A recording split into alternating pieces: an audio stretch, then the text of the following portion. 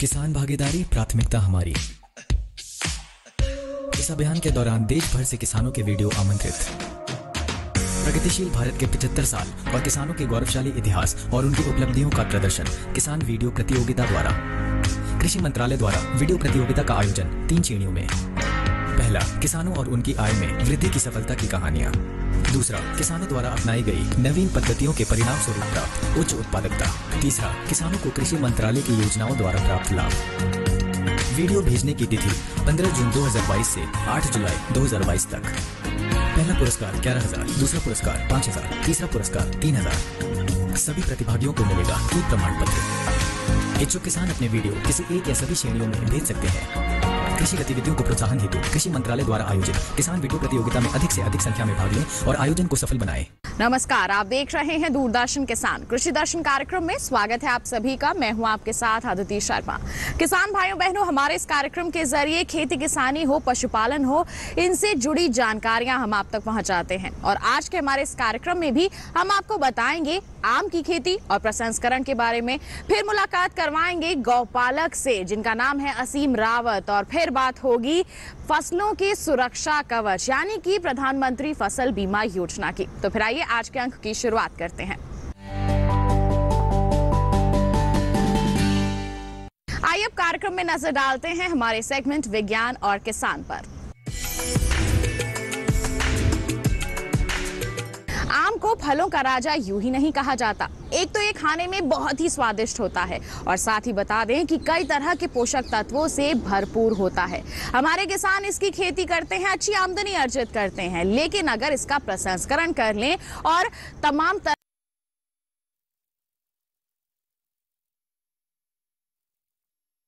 किसान सेगमेंट में इसी के बारे में आपको जानकारी देते हैं।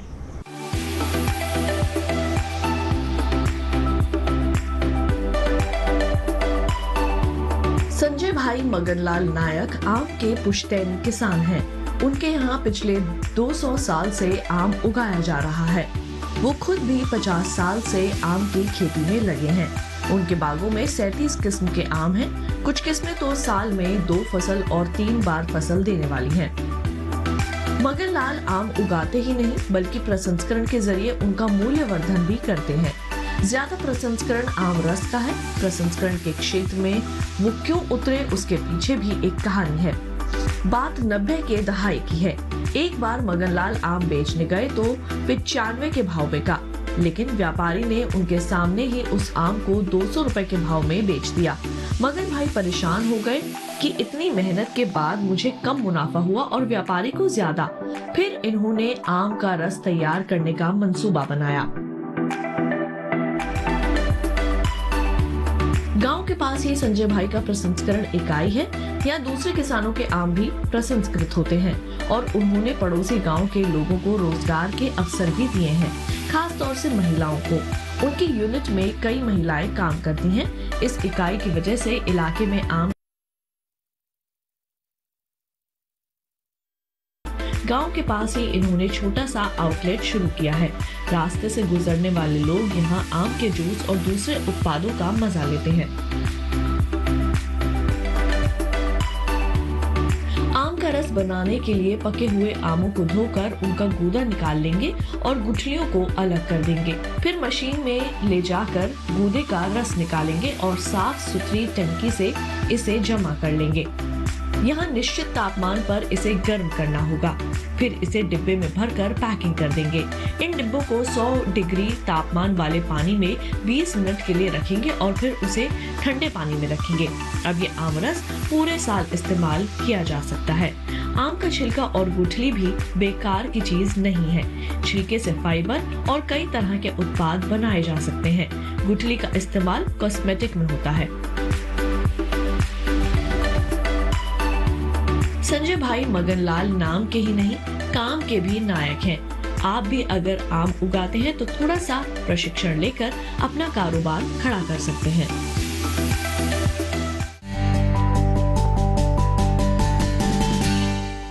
ये था सेगमेंट विज्ञान और किसान। इसी के साथ बता दें कार्यक्रम में वक्त हो चला है एक छोटे से ब्रेक का। आप कहीं मत जाइए, देखते रहिए कार्यक्रम कृषि दर्शन, बने रहिए दूरदर्शन किसान पर।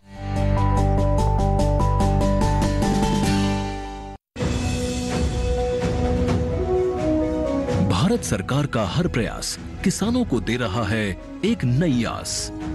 देश के किसानों की खुशहाली और उन्हें आत्मनिर्भर बनाने के लिए भारत सरकार समर्पित है।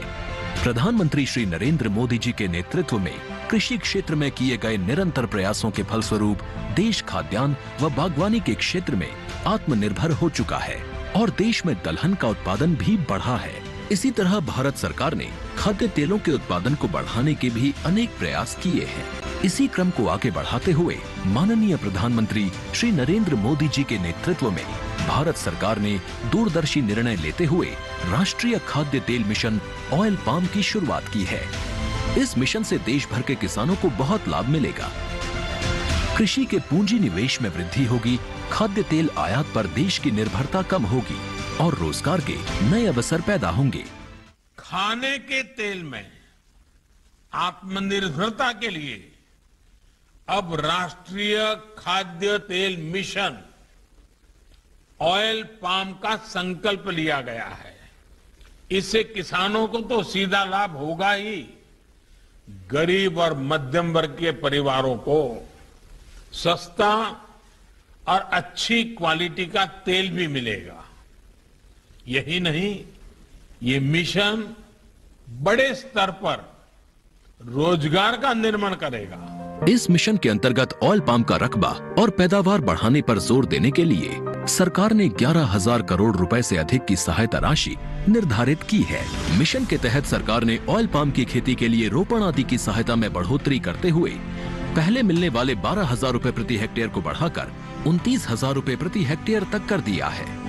ऑयल पाम के पुराने बागों के पुनरुद्धार के लिए 250 रुपए प्रति पौधा के हिसाब से विशेष सहायता दी जा रही है। पौधारोपण सामग्री की कमी दूर करने और बीजों की पैदावार करने वाले बागों को भी सहायता दी जाएगी। इसके तहत 15 हेक्टेयर ऑयल पाम उद्यान के लिए 80 लाख रुपए तक की सहायता राशि दी जाएगी। इसके अलावा नर्सरी विकास के लिए 40 लाख रुपए तक तय किए गए हैं। पूर्वोत्तर और अंडमान राज्यों के लिए विशेष सहायता का भी प्रावधान है। ऑयल पाम के किसान ताजे फलों के गुच्छे यानी FFB का उत्पादन करते हैं, जिनकी वर्तमान में कीमतें अंतर्राष्ट्रीय मूल्यों में उतार चढ़ाव के आधार पर तय होती हैं। पहली बार केंद्र सरकार ताजे फलों के गुच्छे की कीमत के लिए किसानों को आश्वासन दे रही है। ये व्यवहार्यता मूल्य यानी VP कहलाएगा, यानी किसानों को कोई घाटा नहीं होने दिया जाएगा। व्यवहार्यता मूल्य VP तय करने की शुरुआत 1 नवंबर से होगी और अगले वर्ष 31 अक्टूबर तक जारी रहेगी। इसे ऑयल पाम वर्ष कहा जाएगा। इस योजना के तहत वर्ष 2025-26 तक ऑयल पाम का रकबा 6.5 लाख हेक्टेयर सृजित करने और कच्चे ऑयल पाम की पैदावार वर्ष 2025-26 तक 11.20 लाख टन पहुंचाने का लक्ष्य निर्धारित किया गया है। सरकार के इस महत्वपूर्ण निर्णय से देश में ऑयल पाम की खेती करने वाले किसानों में विश्वास पैदा होगा और वे खेती का रकबा बढ़ाएंगे। इस तरह पाम ऑयल का उत्पादन भी बढ़ेगा, जिससे किसानों की आय बढ़ेगी और ग्रामीण अर्थव्यवस्था भी सुदृढ़ होगी।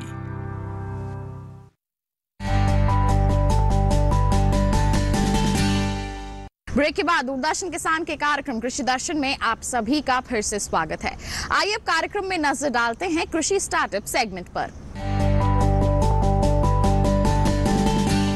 आज के हमारे सेगमेंट में हम आपकी मुलाकात करवाने वाले हैं गाजियाबाद के रहने वाले एक सफल गौपालक से। जी हाँ, ये देसी गाय का पालन कर रहे हैं, सफलता हासिल कर रहे हैं और अच्छी आमदनी भी अर्जित कर रहे हैं। आइए इन्हीं से मुलाकात करते हैं हमारे सेगमेंट में।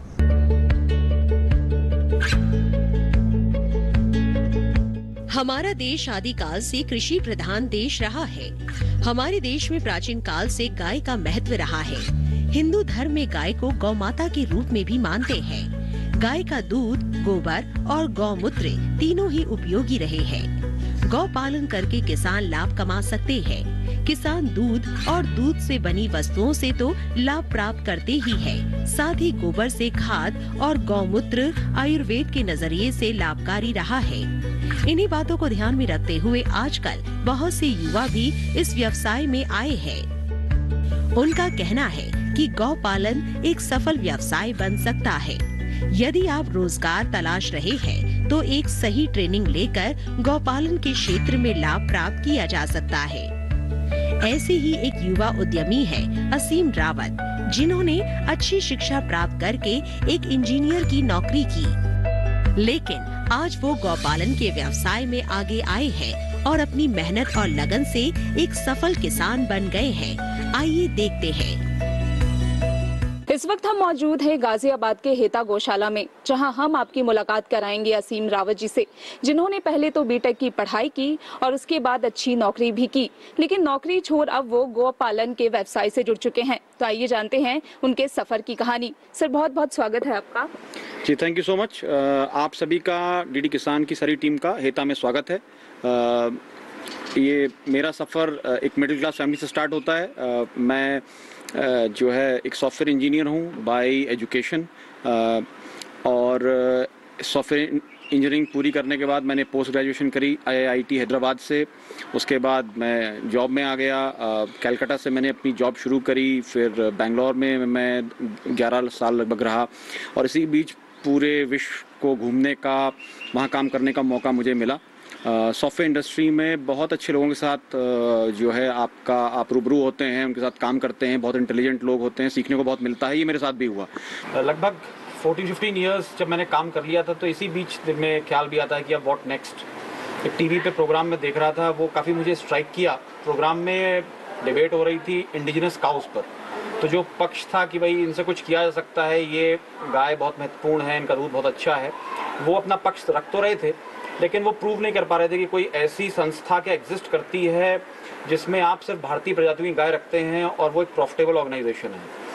और जो पक्ष ये बता रहा था कि डेयरी सक्सेसफुल तभी हो सकती है जब आपके पास भैंस हो या HF जर्सी काऊ हो, जो बेसिकली मिल्क एंड मीट होती है। तो जैसे यूरोप में होता है, अमेरिका में होता है, तो आपके पास दूध भी होता है, आपके पास मीट भी होती है। जब गाय काम की नहीं होती तो आप उसको कलिंग कर देते हैं, बुचरी में चली जाती है। लेकिन जो भारतीय पद्धति है उसमें हम गाय को शुरू से लेकर अंत तक पालते हैं, वो हमारे लिए उपयोगी होती है। हम उसके दूध, गौमूत्र, गोबर का यूज़ करते हैं, और ये हमारे स्वास्थ्य के लिए भी, एनवायरनमेंट के लिए भी अच्छा होता है।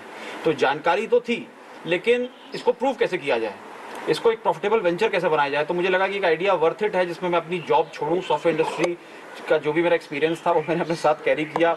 जॉब को मैंने क्विट किया, और जब जॉब छोड़ी तो मेरी फैमिली भी बहुत परेशान हुई, पेरेंट्स बहुत परेशान हुए कि अब क्या होगा, क्योंकि काफ़ी अच्छी सैलरी में ड्रॉ करता था। और अब यहाँ पर बहुत ही असमंजस थी, एक गाय थी, गोबर था, किसी ने कुछ किया नहीं था, जानकारी नहीं थी, बहुत पीढ़ियों से गाय भी नहीं थी पास में। तो समाज ने भी बहुत मजाक बनाया, दोस्तों ने भी बहुत मजाक बनाया, लेकिन मुझे लगता था कि ये वाकई वो चीज़ है जो मैं करना चाहूँगा। अंतरात्मा से वो आवाज़ आती थी। तो फिलहाल 2 गायों के साथ, 2 लोगों के साथ शुरुआत किया इस सफ़र का। अब इस समय 7.5 साल के बाद हम लोग लगभग 80 हेड स्ट्रॉन्ग हैं एज अ टीम। 3 लोकेशन से ऑपरेट करते हैं हम। हेता गाजियाबाद में आप बैठे हुए हैं, हेता बुलंदशहर में हमारी नंदीशाला चलती है, जहाँ बूढ़ी गाय, बछड़े और ऑर्गेनिक फार्मिंग हम करते हैं। और हेता उत्तराखंड चंपावत में हम लोग इंडिजिनस जो वहाँ की बद्री गाय है उसके ऊपर काम करते हैं।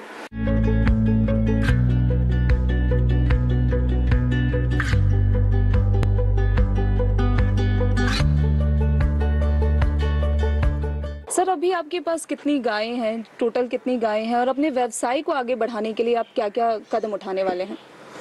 हमारे पास इस समय भारतीय गौवंश की लगभग 1000 से ऊपर गायें हैं, जिसमें मिल्किंग काउस भी हैं, नॉन मिल्किंग काउस भी हैं, बछड़े भी हैं, बूढ़ी गाय भी हैं, सब मिलाकर। और आपका जो दूसरा सवाल है कि हम लोग क्या कर रहे हैं, क्या करने वाले हैं इसको आगे बढ़ाने के लिए, तो बेसिकली मिशन सिंपल है कि इन गायों को एथिकली पालना है। और जैसे जैसे इनकी संख्या बढ़ती जाती है तो हमें ये इंश्योर करना पड़ता है कि इनको टाइमली फॉडर मिले, न्यूट्रिशियस फॉडर मिले, और जो हमारी टीम इनको सपोर्ट करती है, 80 जो लोग हैं लगभग इस समय, उनकी सैलरीज टाइमली आए। तो मिशन यही है कि प्रॉफिटेबल वेंचर बना रहे और जितनी ज़्यादा से ज़्यादा इंडिजिनस काउस हम पाल सकें उनको हम पालें। सर, आपका जो सालाना टर्नओवर है कितना अर्जित कर लेते हैं, उस बारे में बताएं। ये तो लगभग इस लास्ट ईयर का जो मैं देखता हूँ, जो फाइलिंग हुई है वो 4 से 5 करोड़ के बीच की है पर ईयरली। ये संस्था का ये टर्नओवर है।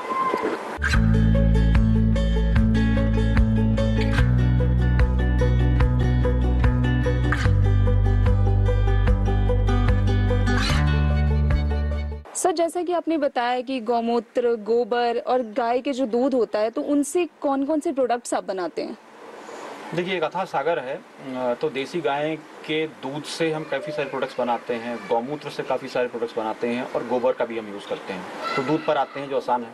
तो दूध तो हो ही गया, उसके साथ आपका जो है खोया हो गया, पनीर हो गया, घी हो गया, बिलोना घी हम बनाते हैं, दूध की दही, दही बिलोकर मक्खन, मक्खन से घी, तो मक्खन भी जाता है, छाछ भी चली जाती है। बिस्किट्स बना लेते हैं, उसमें भी घी लगता है, लड्डू बना लेते हैं, उसमें भी घी लगता है, ठीक है। अब आ जाते हैं गौमूत्र पे। तो गौमूत्र से हम पंचगव्य मेडिसिन बनाते हैं। ये आयुर्वेदिक लाइसेंस के अंतर्गत बनती हैं। बिना लाइसेंस के आप इनको सेल नहीं कर सकते और मैन्युफैक्चर भी नहीं करना चाहिए, आपको उसकी नो हाउ होनी चाहिए, क्योंकि ये मेडिसिन हैं। बहुत तरह के अर्क होते हैं, जैसे नॉर्मल अर्क हुआ, गौमूत्र को उबाल के जो बनता है, फिर डायबिटीज़ अर्क बनाते हैं, मधुमेह नाशनी उसे कहा जाता है, मधुमेह नाशनी अर्क। उसके बाद आपका स्किन के लिए एलोवेरा अर्क हो जाता है, ठीक है। पेट को सही रखने के लिए त्रिफला अर्क हो जाता है। घनवटी बनती है, वही भी गौमूत्र से डिराइव्ड होती है। पंचगव्य काफ़ी सारी चीज़ें हैं, जैसे हेयर ऑयल हुआ, बॉडी ऑयल हुआ, शैम्पूज़ हुए, सोप हुए, इनमें भी या तो गोबर की राख होती है या गौमूत्र का कोई पार्ट होता है, जो एंटी फंगल होता है, एंटीबायोटिक होता है, ठीक है। तो ये एक बड़ी साइंस है, ये इसमें रिसर्च टॉपिक है, बहुत सारी चीज़ें आयुर्वेद से डिराइव्ड हैं। और आपकी ये जो करंट स्टेटस है मार्केट का, उसमें मुझे लगता है कि इसकी एक अच्छी डिमांड है। लोग अब जानने लगे हैं, जागृत होने लगे हैं कि देसी गायों से सिर्फ दूध ही उपयोगी नहीं है, हम लोग गौमूत्र और गोबर का यूज़ करेंगे तो हमारे लिए हितकर होगा। फिर अब गोबर पे आते हैं। गोबर से दिए हो गए, लकड़ियाँ हो गई, उपले हो गए।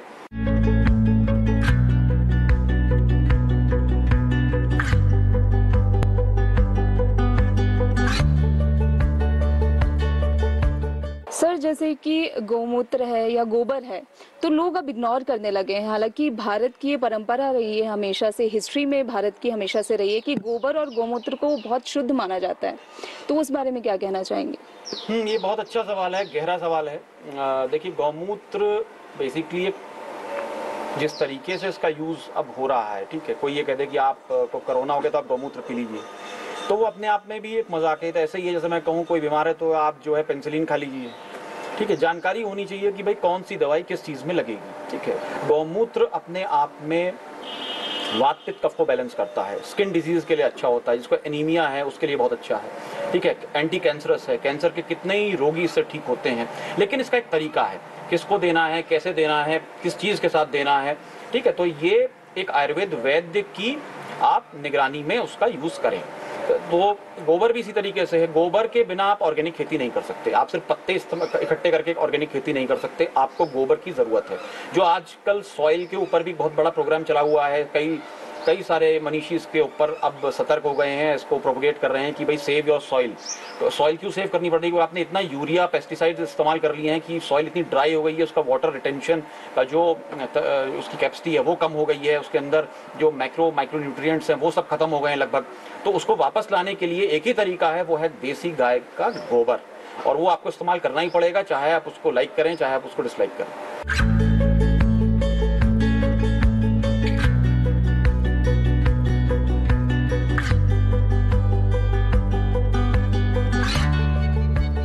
सर, आजकल के जो युवा है जो नौकरी की तरफ अपना रुझान बढ़ा रहे हैं, उनके लिए क्या मैसेज देना चाहेंगे? अगर आप एंटरप्रेन्योर बनते हैं, वो भी खासकर अगर आप गौपालन में आते हैं या ऑर्गेनिक खेती में आते हैं, तो आप अपना तो भला करते ही हैं स्वास्थ्य का, आप अपने आसपास का बहुत भला करते हैं। एंटरप्रेन्योर जो भी होता है वो अपने अलावा 10 लोगों को जॉब देता है, तो आप जॉब क्रिएटर होते हैं, जॉब सीकर की जगह, जिसकी बहुत ज़रूरत है इस समय, ठीक है। दूसरा, गौपालन करेंगे तो आप सुबह जल्दी उठेंगे, ठीक है, आप फिजिकली भी फिट रहेंगे, मेंटली भी फिट रहेंगे आप, ठीक है, और एनवायरनमेंट हेल्दी रहता है। ये एक ऐसी ऑर्गेनाइजेशन है गौपालन जिसमें आपके जो भी प्रोडक्ट्स निकलते हैं वो सब यूज़ हो जाते हैं। इसमें कोई ऐसा प्लास्टिक इंडस्ट्री की तरह वेस्ट नहीं है कि जिसको आपको बचाना होगा। Everything from the cow is usable and is good for humanity. तो मेरा यही संदेश है सभी युवाओं को कि पेशेंस रखिए, अच्छी नस्लों की देसी गाय पालिए। इसमें समय लगता है, प्रोजनी बनाने में समय लगता है, लेकिन अगर आप इसमें मेहनत करेंगे तो इसमें 100% रिजल्ट्स हैं। ये था सेगमेंट कृषि स्टार्टअप। बता दें, इसी के साथ कार्यक्रम में वक्त हो चला है एक और छोटे से ब्रेक का। आप कहीं मत जाइए, देखते रहिए कार्यक्रम कृषि दर्शन, बने रहिए दूरदर्शन किसान पर।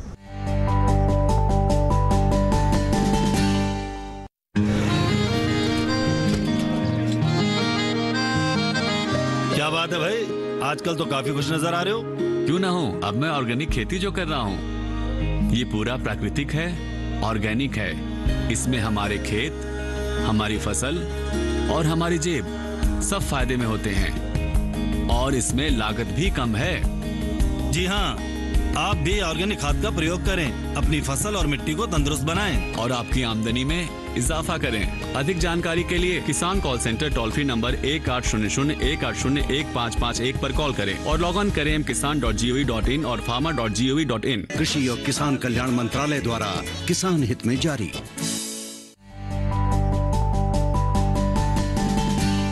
ब्रेक के बाद दूरदर्शन किसान के कार्यक्रम कृषि दर्शन में आप सभी का फिर से स्वागत। अब कार्यक्रम में वक्त है नजर डालने का हमारी सेगमेंट फार्मिंग इंडिया पर। खेती किसानी में मौसम की मार हमेशा बनी रहती है। जी हाँ, अगर बाढ़ आ जाए, सूखा पड़ जाए, ज्यादा बारिश हो जाए तो सीधा असर पड़ता है हमारी फसलों पर। ऐसे में अगर हम फसलों का सुरक्षा कवच ले लें तो नुकसान से बच सकते हैं। अब ये सुरक्षा कवच क्या है? जी हाँ, ये है प्रधानमंत्री फसल बीमा योजना। क्या है ये योजना, किस तरह से आपके लिए ये लाभकारी साबित हो सकती है, आइए आपको बताते हैं।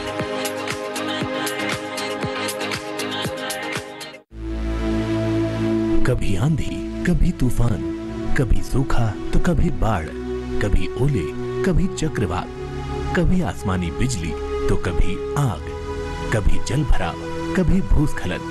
ये सब ऐसी प्राकृतिक आपदाएं हैं जो हमारी फसलों को नष्ट कर देती हैं, जिससे किसानों को भारी आर्थिक नुकसान उठाना पड़ जाता है। प्रधानमंत्री फसल बीमा योजना इस तरह की प्राकृतिक आपदाओं से होने वाले नुकसान की भरपाई का इंतजाम करती है। बस आपको एक छोटा सा बीमा कराना है और सारी चिंता भूल जानी है। रबी, खरीफ और वार्षिक वाणिज्यिक फसलों के लिए अलग अलग बीमा कराना होगा। बीमे के लिए किसानों को प्रीमियम भरना होता है। प्रीमियम दर बहुत कम है। रबी फसलों के लिए महज 1.5%, खरीफ के लिए 2% और सालाना वाणिज्यिक फसलों के लिए 5%। बाकी प्रीमियम की रकम सरकार की ओर से जमा की जाएगी। 2016 में शुरू की गई इस योजना के 4 प्रमुख उद्देश्य हैं। 1. अनचाहे घटनाक्रम की वजह से फसलों को होने वाले नुकसान या बर्बादी में किसानों की वित्तीय सहायता करना। 2. किसानों की आय को मजबूत बनाना ताकि वो अपने कृषि कामों को जारी रख सकें। 3. किसानों को खेती के नए और आधुनिक तरीकों की ओर प्रोत्साहित करना। और 4. कृषि कामों के लिए ऋण प्रवाह को सुनिश्चित करना। जिन फसलों का बीमा हो सकता है उनमें मोटा अनाज, दलहन, तिलहन और वार्षिक बागवानी फसलें शामिल हैं। शुरुआत में खड़ी फसलों में प्राकृतिक आपदा से होने वाले नुकसान को ही इसमें शामिल किया गया था, लेकिन बाद में बुआई से पहले और कटाई के बाद होने वाले जोखिमों को भी इसमें जोड़ दिया गया। कीटों और बीमारी से हुए नुकसान पर भी किसान भरपाई के हकदार होंगे। इसके अलावा प्रतिकूल मौसम या कम बारिश की वजह से अगर फसल नहीं बो पाए या बीजों में अंकुरण नहीं हो पाया, तब भी आप भुगतान का दावा कर सकते हैं। इसी तरह कटाई के बाद सुखाने के लिए खेत में रखी फसल अगर 2 हफ्तों के भीतर ओलावृष्टि, चक्रवात या बेमौसम बारिश से नष्ट हो गई है, तब भी किसान भरपाई का दावा कर सकते हैं। बटाईदार किसान या किराए पर जमीन लेकर खेती करने वाले भी अपनी फसलों का बीमा करा सकते हैं। बस आपको नुकसान होने के 72 घंटों के अंदर अंदर बीमा कंपनियों को इसकी जानकारी देनी है। कंपनी नुकसान का आकलन कराएगी और फिर नुकसान की भरपाई कर देगी। भुगतान में देरी होने पर कंपनी किसान को 12% का ब्याज भी देगी। अभी खरीफ फसलों का बीमा कराने के लिए आवेदन हो रहे हैं। आवेदन की आखिरी तारीख 31 जुलाई है।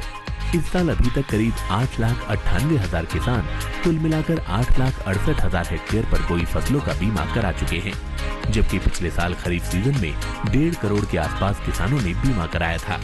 बीमा कराने वाले किसानों में लगभग 83% छोटे और सीमांत किसान हैं।